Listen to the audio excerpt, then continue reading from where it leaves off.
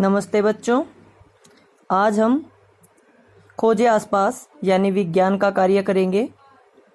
इसके लिए आपको कहानी सपेरों की पार्ट 3 देखना है, जिसका मैं लिंक डिस्क्रिप्शन में दे दूंगी। आप वहां जाके पार्ट 3 को देख सकते हैं।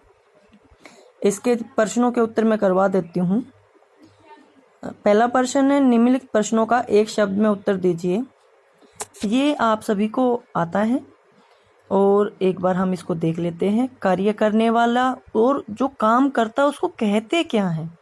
ठीक है, पहला प्रश्न है, बंदर का नाच दिखाने वाला। गली में आता है ना बंदर का नाच दिखाने वाला, क्या बोलते हैं उसको? हाँ जी, मदारी बोलते हैं। दूध बेचने वाला, दूध वाला, यही बोलते हैं ना आप लोग, दूध वाला।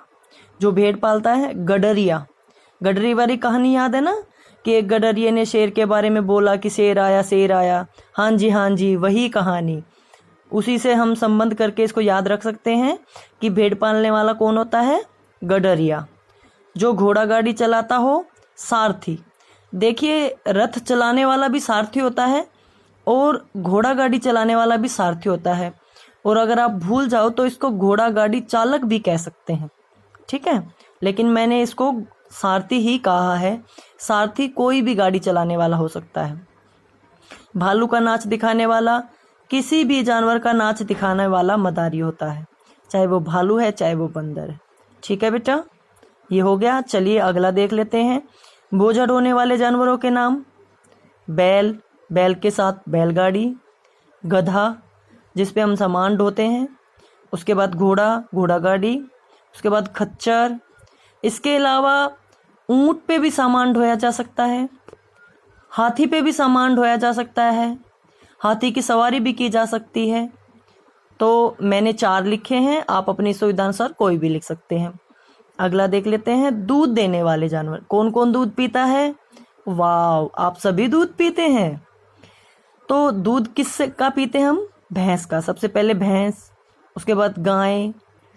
हाँ जी, आप लोग बकरी का दूध भी पीते हैं और बकरी का दूध सबसे ज्यादा ताकतवर होता है।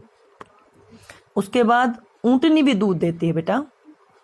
हाँ, हाथी की हथीनी भी दूध देती है। हाथी का लिंग बदलो, हथीनी होता है, तो हथीनी भी दूध देती है। लेकिन जो हम लोग हैं वो ज्यादातर गाय, भैंस और बकरी का दूध इस्तेमाल करते हैं। और राजस्थान में ऊंट ज्यादा होते हैं, इसलिए वहां पे ऊंटनी के दूध का इस्तेमाल किया जाता है। शौक के लिए पाले जाने वाले जानवर, जो लोग अपने शौक के लिए जानवर पालते हैं, कुत्ता, बिल्ली, खरगोश, कितने जानवर पालते हैं। अब यहाँ पे हम गाय, भैंस वगैरह भी लिख सकते हैं, लेकिन वो हमने दूध देने वाले जानवरों में लिख दिया ना, इसलिए नहीं लिखा। अच्छा, इसमें हम तोता भी लिख सकते हैं, जो पक्षी हम पालते हैं, क्योंकि पक्षी भी जानवर होते हैं। ठीक है, इस बात को ध्यान रखिएगा कि पक्षी भी जानवर होते हैं। जानवर में सभी आते हैं, चाहे वो जमीन पे चलने वाले हैं, चाहे वो आकाश में उड़ने वाले हैं। चलिए मैं भरी वर्कशीट आपको दिखा देती हूँ एक बारी। देखिए, मैंने सबके उत्तर लिख दिए हैं और आप मिला लीजिए। और मैंने आप लोगों ने जो काम भेजा वो चेक कर लिया है, उसमें कोई दिक्कत नहीं है। ठीक है, जो गलतियां हैं वो मैंने साथ साथ बता दी हैं। अगला देख लीजिए, निम्नलिखित प्रश्नों के उत्तर दीजिए। कल्पना कीजिए, अगर आप पक्षियों को दाना डालते तो पक्षियों को कैसा महसूस होता होगा? अगर कोई आपके साथ अच्छा व्यवहार करे तो आपको कैसा लगता है? अच्छा लगता है ना?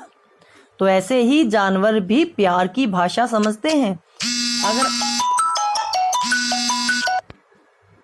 जानवर भी प्यार की भाषा समझते हैं। अगर आप उनके साथ अच्छा व्यवहार करोगे तो वो आपके पास बार बार आएंगे। यदि आप पक्षियों को दाना डालेंगे तो वो रोज आपके पास आएंगे, क्योंकि उन्हें आपके साथ आपके पास आके अच्छा लगेगा। लेकिन अगर आप डांट दोगे, भगा दोगे, तो वो दोबारा नहीं आएंगे। ठीक है, अगला, आपने आज की वीडियो में सांप देखा या इससे पहले भी सच में सांप देखा? फिल्म में, फोटो में आपको सांप देखने पर कैसा महसूस होता है? कैसा महसूस होता है? डर लगता है ना? हाँ जी, सांप को देख के सभी को डर लगता है। मुझे भी डर लगता है, सांप को देख के डर चढ़ जाता है, तो सभी को डर लगता है। चलिए फटाफट इनके उत्तर देख लेते हैं। मैंने आपकी सुविधा के लिए इनके उत्तर लिख दिए हैं। पक्षी खुश हो जाते हैं और रोज आकर अपना प्यार दिखाते हैं, और सांप को देखकर हमें डर लगता है। चलिए अगला पेज देख लेते हैं। यदि दुनिया से सभी पेड़ पौधे खत्म हो जाएं तो क्या होगा? अगर दुनिया से सभी पेड़ पौधे खत्म हो जाएं तो हमारा जीवन ही खत्म हो जाएगा, क्योंकि पेड़ों से हमें क्या मिलता है? ऑक्सीजन, जो हमारे जीने के लिए बहुत जरूरी है। पेड़ ही अकेले ऐसे हैं जो कार्बन डाइऑक्साइड को लेते हैं और ऑक्सीजन को छोड़ते हैं। जब वो अपना खाना बनाते हैं ना, तो वो हमारे लिए ऑक्सीजन बनाते हैं और सारा दिन वो ऑक्सीजन हमें देते रहते हैं। हम ऑक्सीजन लेते हैं और जिंदा रहते हैं। जो आप सांस नाक के द्वारा सांस लेते हो ना, वो ऑक्सीजन होती है। ठीक है, अगला प्रश्न है, यदि दुनिया में कोई भी जानवर ना हो तो क्या होगा? बिल्कुल, आप अगर जानवर नहीं होंगे तो हम भी नहीं रहेंगे। वो मैं बताती हूँ कैसे। देखिए, जानवर किस पर निर्भर करते हैं?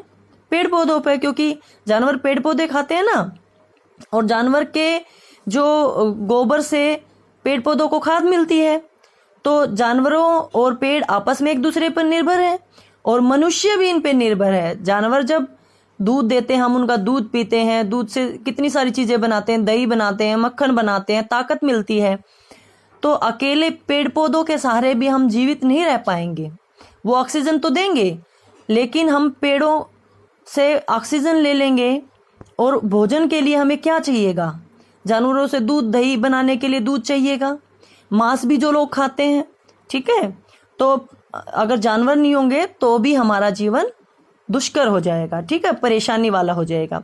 सांप के विषय में कुछ पंक्तियां जो आपने वीडियो में देखा वहां से भी देख सकते हैं, मैं भी बता देती हूँ।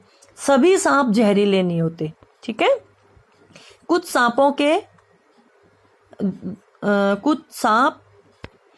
सांप जहरीले होते हैं और कुछ नहीं होते।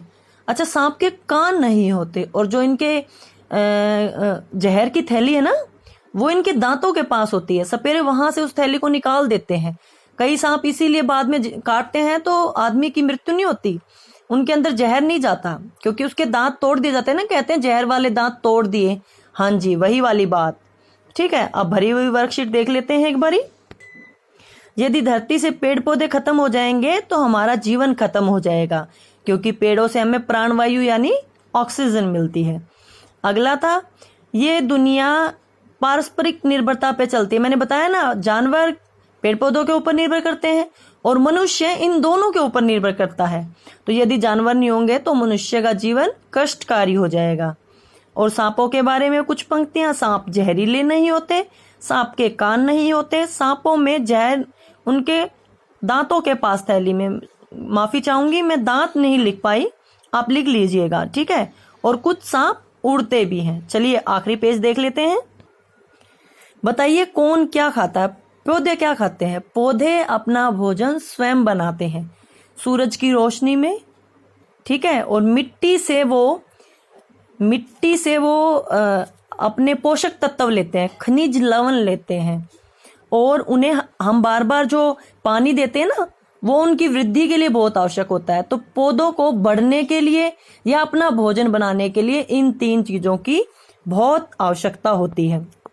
ठीक है, शाकाहारी लोग मांस को छोड़ के सब कुछ खाते हैं, क्योंकि शाकाहार में सब कुछ आ जाता है, तो आप कुछ भी लिख सकते हैं। मांसाहारी लोग मांस भी खाते हैं और साग सब्जियां भी खाते हैं। मांस में वो कुछ भी खा सकते हैं, अंडे खा सकते हैं, मछली खा सकते हैं, मुर्गा खा सकते हैं, बकरा खा सकते हैं। ठीक है, मिलान कीजिए। सांप का बच्चा, सांप अंडे देता है ना, तो इसको अंडे से मिला देंगे। चिड़िया का बच्चा चिड़कला, भेड़ का बच्चा मेमना, गाय का बच्चा बछड़ा, और बिल्ली का बिलोटना। हाँ जी, चलिए भरी हुई वर्कशीट देख लेते हैं एक बारी।